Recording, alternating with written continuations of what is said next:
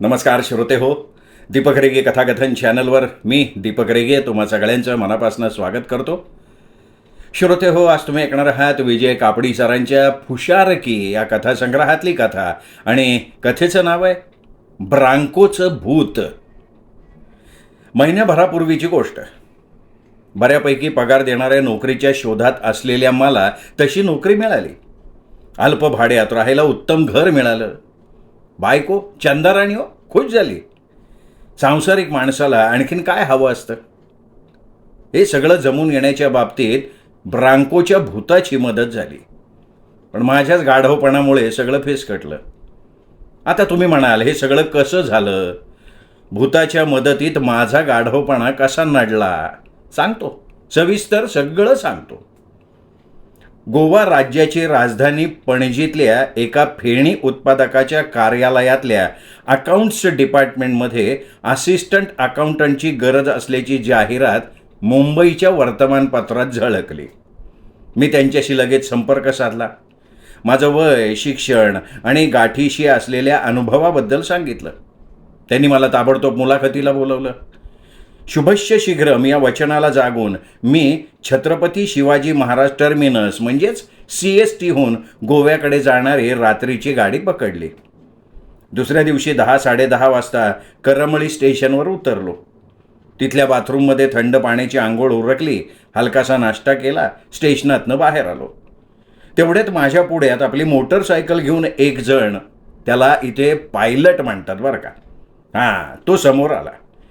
पणजी आणि फेणी उत्पादकाच्या कार्यालयाचं नाव सांगताच तो म्हणाला, ठाऊक आहे, बस, अरे 20-25 मिनटात तुला जायचं आहे ना, तिथे पोहोचवतो.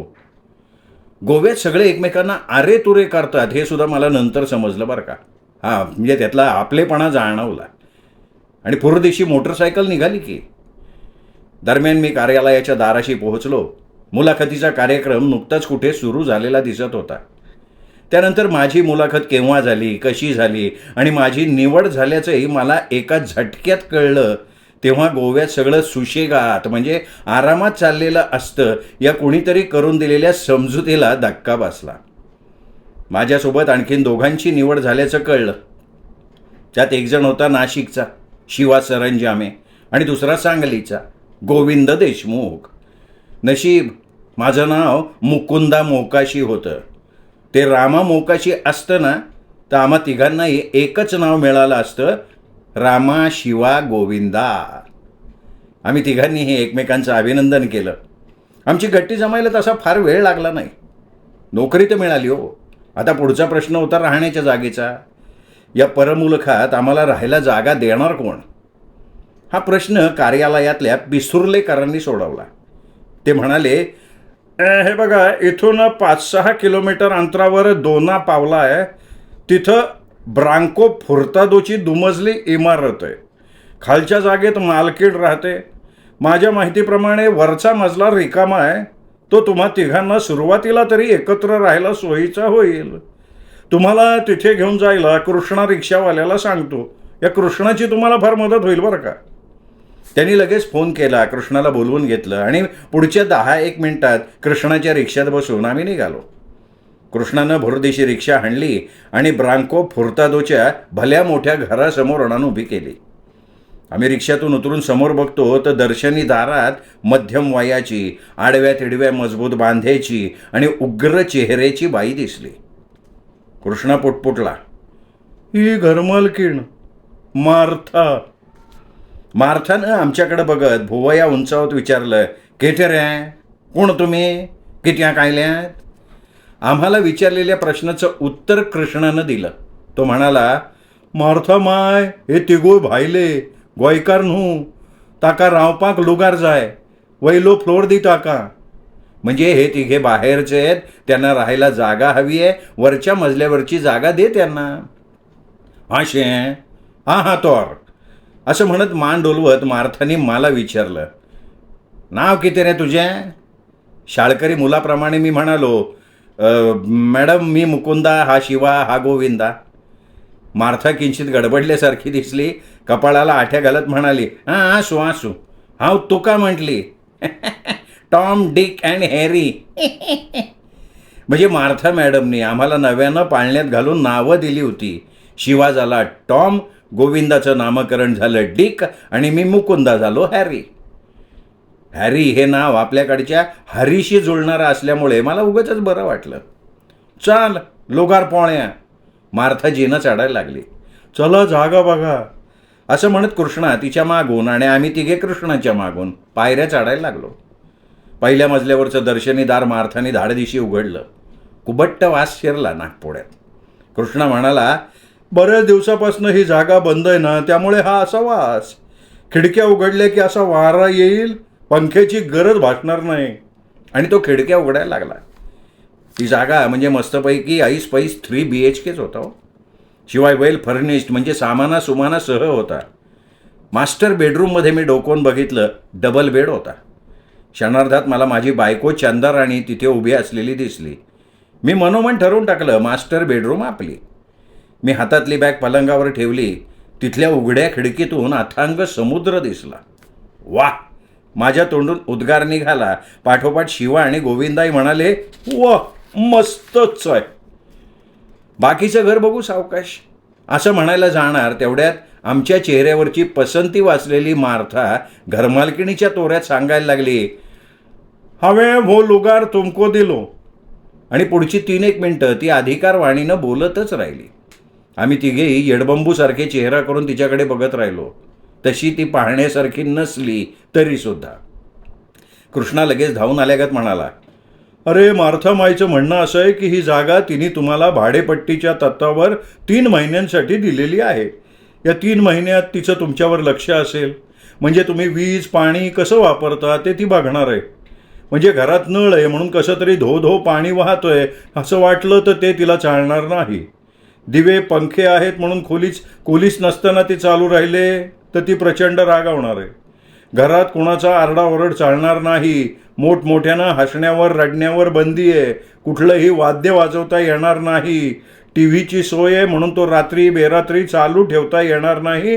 रात्री 10 वाजल्यानंतर टीव्ही बंद झालाच पाहिजे.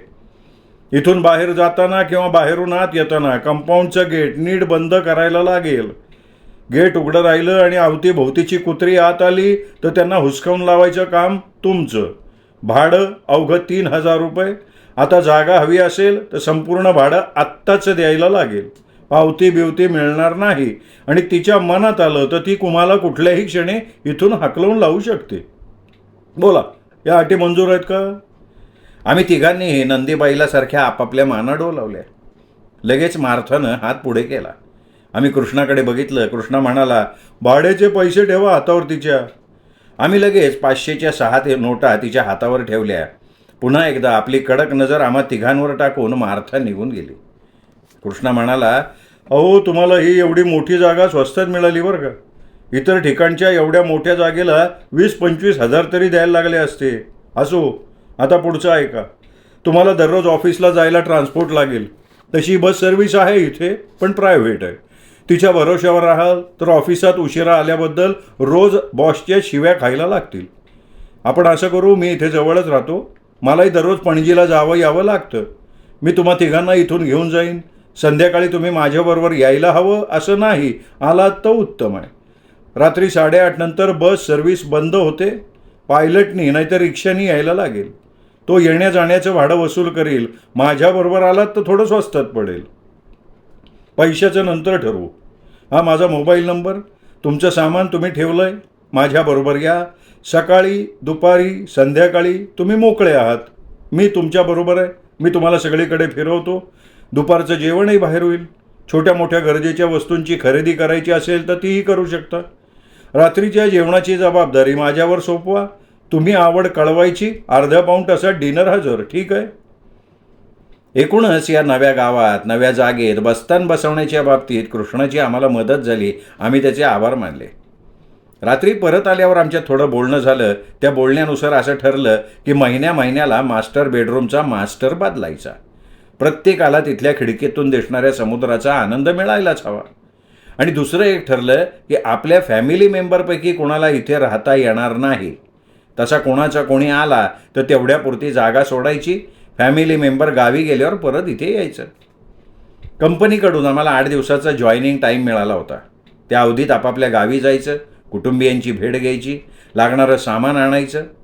लगेच दुसऱ्या दिवशी मुंबई गाठली. शिवा नाशिकला निघाला, गोविंदा सांगलीला गेला. घरी आईने आणि चंदाराणींनी हसऱ्या चेहऱ्यानं स्वागत केलं.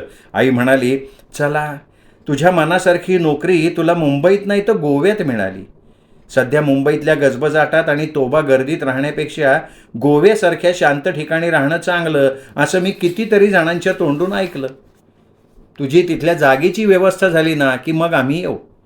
4-8 दिवस राहीन, मी परतीन आणि चंदा राहील तुझ्याबरोबर तिथे. मग मी येत जात राहीन रे. 8 दिवसांची मुदत होती, पण मी मनाशी काहीतरी ठरवून 4थ्या दिवशी मुंबईहून दोनापावलाच्या जागेत परत आलो. आणलेलं सामान जागच्या जागी लावलं. कृष्णासोबत इकडे तिकडे फिरलो.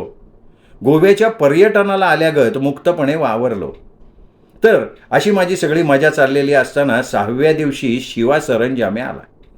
सुरुवातीचं जुजबी बोलणं झाल्यावर अचानक महत्त्वाचं आठवल्यागत मी शिवाला म्हणालो, अरे तू आलास बरं झालं बरं का. आला नसतास ना तर आज रात्रीच्या गाडीने मी मुंबईला गेलो असतो. इथे एकट्याने राहताना भीती वाटत होती रे. एवढ्या मोठ्या अपरिचित जागेत राहताना भीती खूप वाटते. हां, खरं आहे तुझं.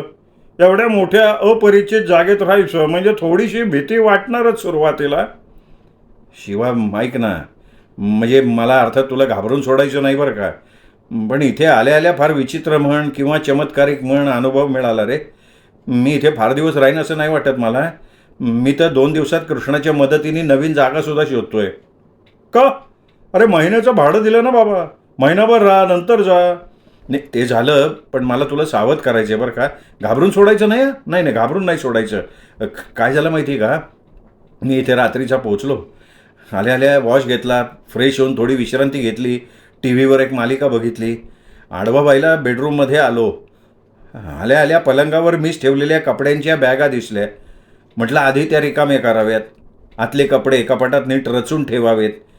तर मी कपडे बाहेर काढून कपाटाचं दार उघडं करून परत फिरलो ना तर काय रे, कपडे गायब होते ना. काय? कपडे गायब? असं कसं? हो रे, पण नंतर बघितलं तर ते बॅगेतच होते. तिच्या म्हणजे तू बॅगेतून कपडे बाहेर काढलेच नाहीत म्हण की. नाही रे नाही, मला पक्का आठवतं आहे, मी कपडे बाहेर काढले होते, पण ते पुन्हा बॅगेत कसे गेले काही कळलंच नाही रे. मी पुन्हा एकदा बॅगेतनं कपडे बाहेर काढून ठेवले आणि एकटक त्या कपड्यांकडे बघायला लागलो बरं का. काय सांगू रे तुला, माझ्या या 2 डोळ्यां देखत ना कपडे असे असे असे आधांतरी वरवर आले. हो, आणि परत बॅगेत होते त्या जागी ठेवले गेले. जणू काही कोणाच्या अदृश्य हाताने हे सगळं केलं बरं का. अरे तू सांगतोस हे सगळं खरं असेल तर भयंकर आहे हे सगळं. पुढचं ऐक ना.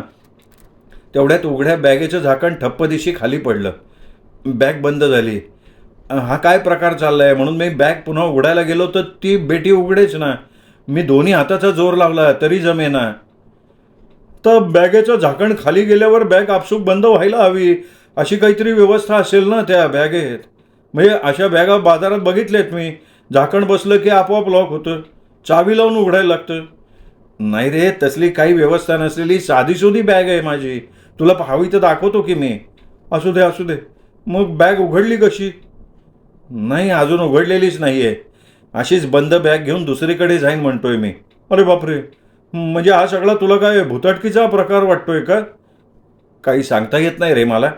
मार्था मॅडमशी बोलला का तू? तिला काय सांगणार आणि कसं सांगणार यार. तेही बरोबर आहे म्हणा. बरं, कृष्णाला तरी सांगितलं का रे तू? नाही ना, त्याची भेटच नाही ना झाली आल्यापासनं. उद्या सकाळी येईल तो बहुतेक. मग आजच्या रात्रीच्या जेवणाचं काय? मी मुंबईहून येताना लाडू, शंकरपाळी, चिवडा आणलाय, तो खाऊन झोपायचा विचार होता. पण आता तू आलायस तर चांगलं काहीतरी मागू. चिकन बिर्याणी मागू का? चालेल की. गोव्याची चिकन बिर्याणी कशी असते ते तरी कळेल. पुढच्या अर्ध्या पाऊण तासात कृष्णाशी संपर्क साधून आम्ही चिकन बिर्याणीची ऑर्डर दिली. 10-15 मिनिटात चिकन बिर्याणीचं पार्सल घेऊन कृष्णा आला. आल्या किचनमध्ये गेला. थोड्या वेळानं बाहेर येऊन सांगायला लागला, ते डायनिंग टेबल साफ करून मी पार्सल ठेवलंय. कपाटातल्या बशा, चमचे, काटे, ग्लास सगळं मांडून ठेवलंय व्यवस्थित. पाण्याचं भांडं पण भरून ठेवलंय. तुम्ही जेवून घ्या, मी निघतो.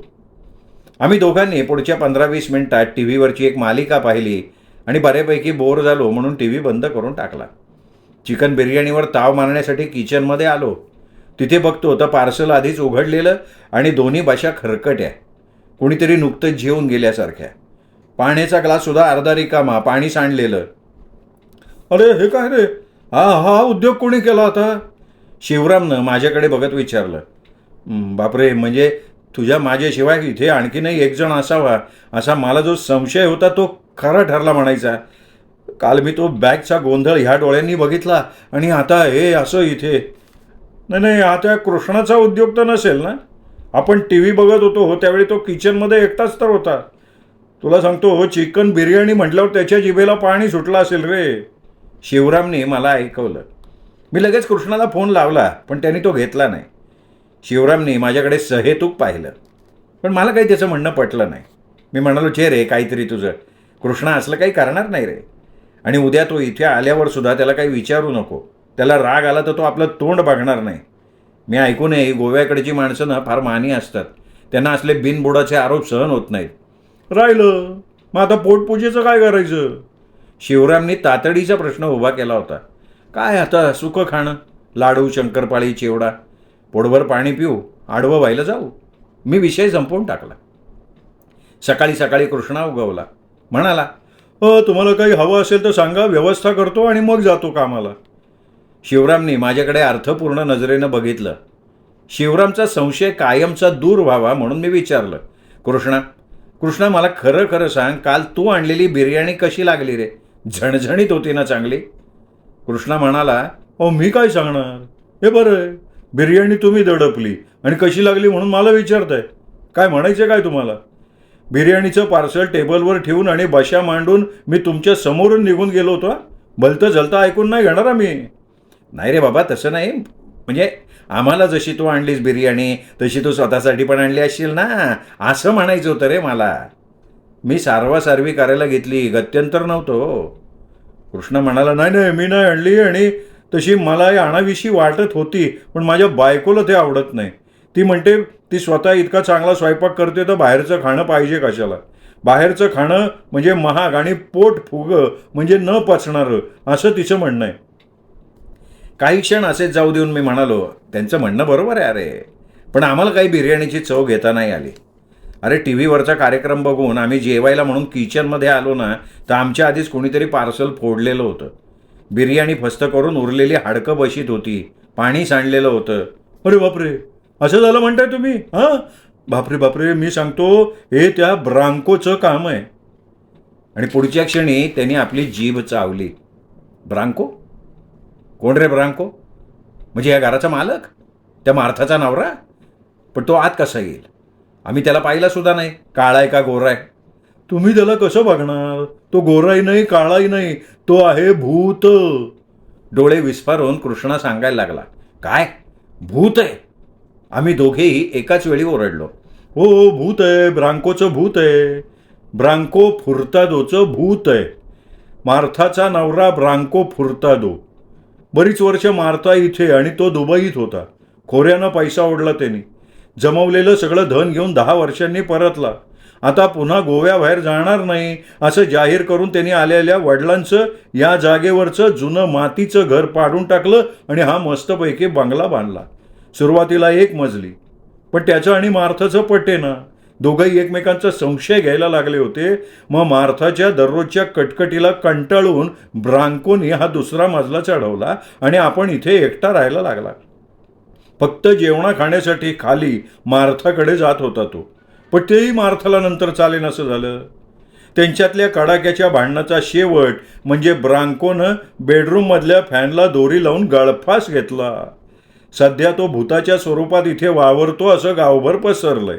आपल्या या जागेत कोणी राहायला आलेलं त्याला खपत नाही. ओ माय गॉड, देवा, आणि हे सगळं तू आत्ता सांगतोयस? मुळात तू आम्हाला इथे आणलंसच कशासाठी? शिवराम चिडला होता, नाराजही झालेला होता. आता तुम्हाला तडकाफडकी जागा पाहिजे असं ते पिसुर्लेकर म्हणाले ना, म्हणून मी आणलं तुम्हाला इथे. मार्थाही म्हणायची, माणसाविना जागा राहिली तर ती कोसळते.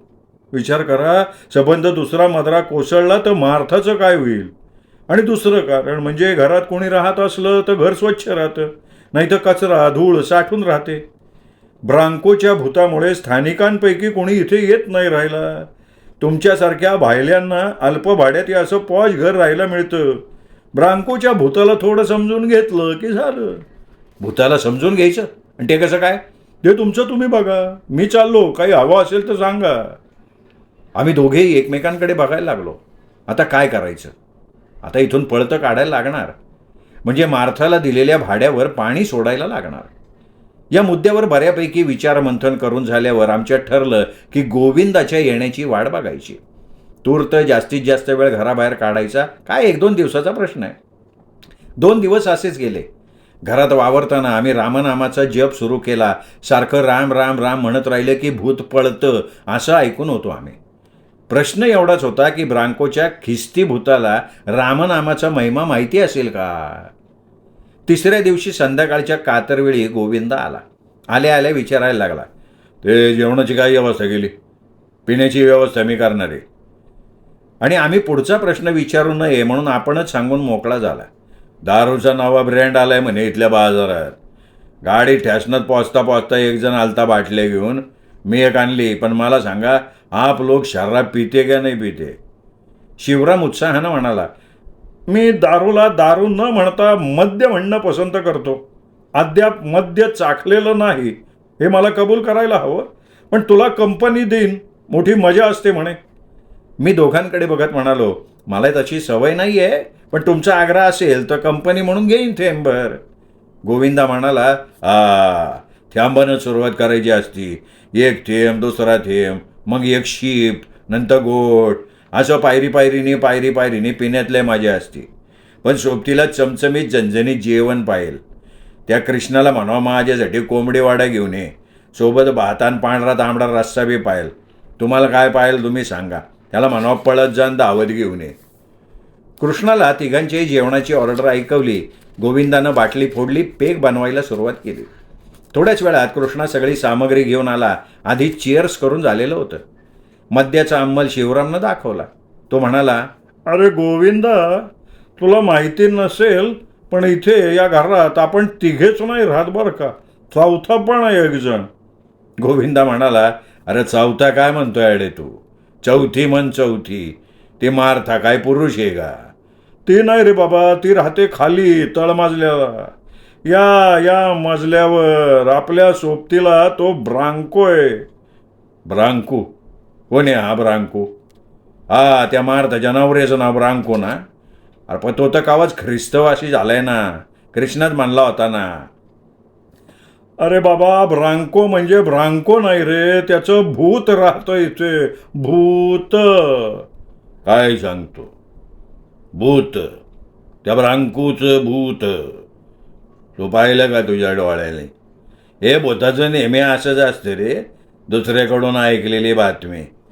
मी स्वतः या माझ्या डोळ्यांनी भूताला बघितलंय असं सांगणारा जन्माला यायचं आहे. आपला नाही विश्वास.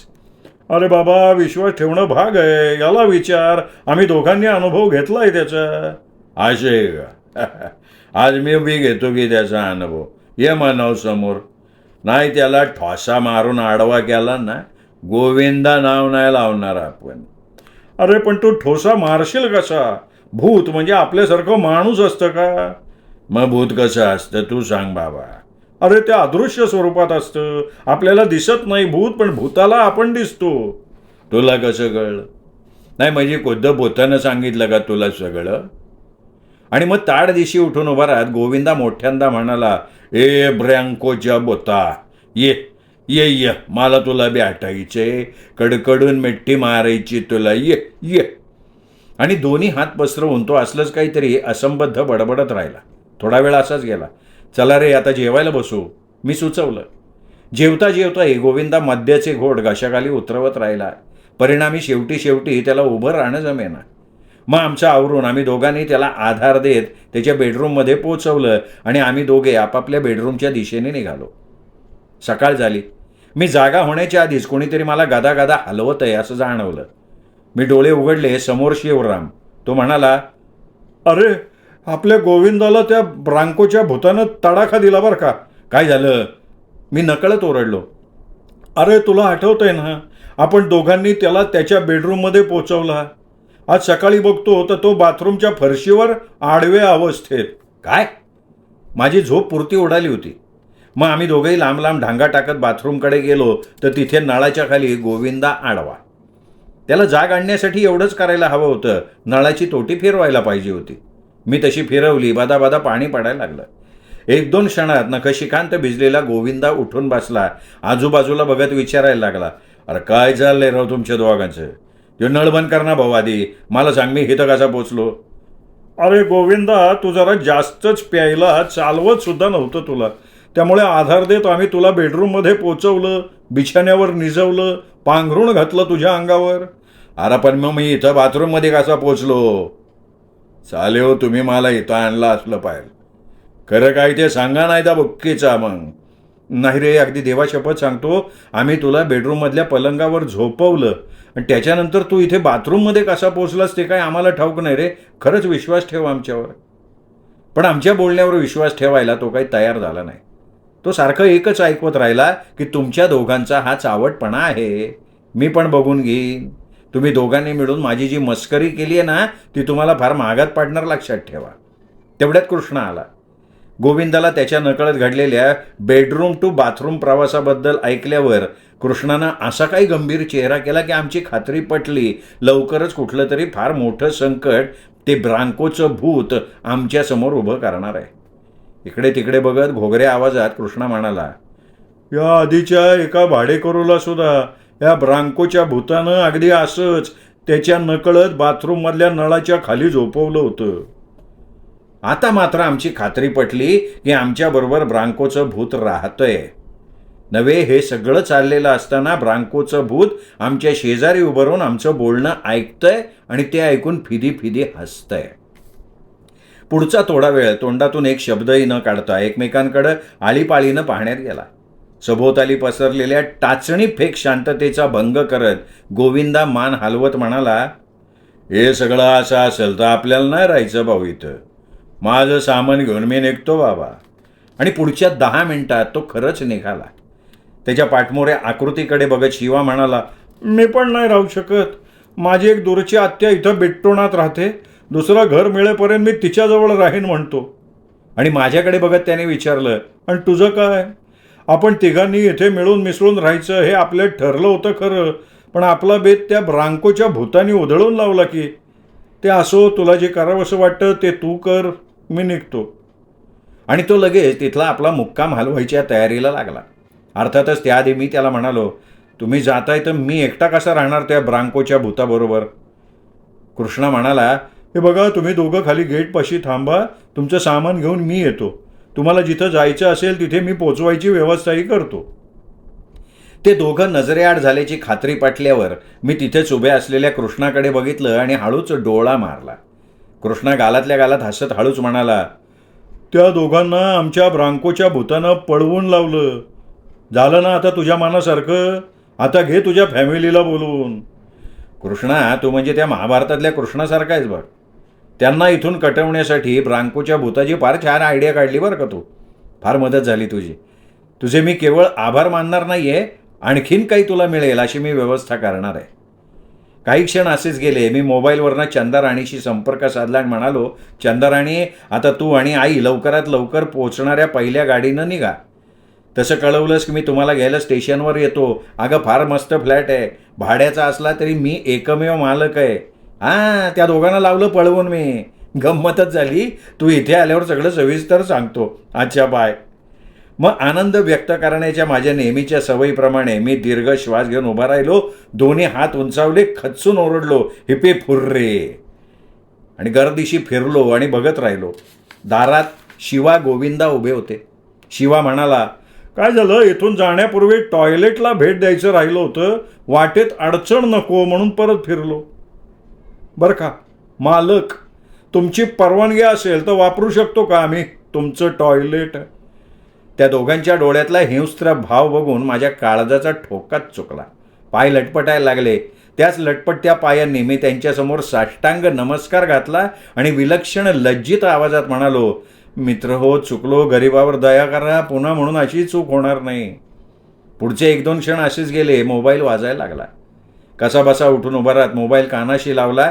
पलीकडून चंदाराणी उत्साहात थपथपलेल्या आवाजात सांगत होती, अहो सगळी तयारी करून आज रात्रीच्या गाडीने निघतोय बरं का आम्ही दोघी. उद्या सकाळी 10-10:30 वाजता या तुम्ही स्टेशनवर. आणि माझ्या हातातला मोबाईल निसटून खाली पडला. श्रोते हो, तुम्ही ऐकत होतात कापडी सरांची कथा, विजय कापडी लिखित कथा ब्रांकोचं भूत. कथा कशी वाटली कमेंट करून जरूर कळवा. कथेचा व्हिडिओ लाईक करा. आपल्या कथाप्रेमी मित्रपरिवारात नातेवाईकात शेअर करा. भेटत रहा दीपक रेगे कथाकथन चॅनलवर. नमस्कार.